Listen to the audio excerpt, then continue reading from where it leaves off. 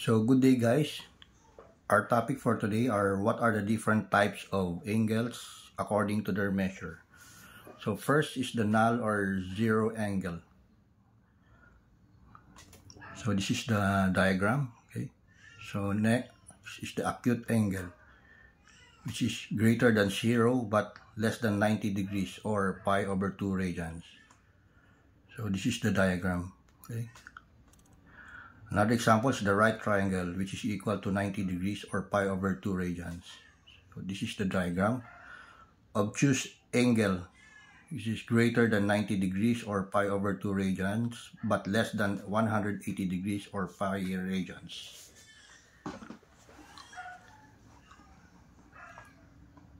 So this is the diagram. Okay. Straight angle, which is equal to 180 degrees or pi radians. So this is the diagram. Reflex angle, angle greater than 180 degrees or pi radians but less than 360 degrees or 2 pi radians. So these are the example of diagrams. Number 7 is the full angle or perigon, which is equal to 360 degrees or 2 pi radians. So this is the example. Okay.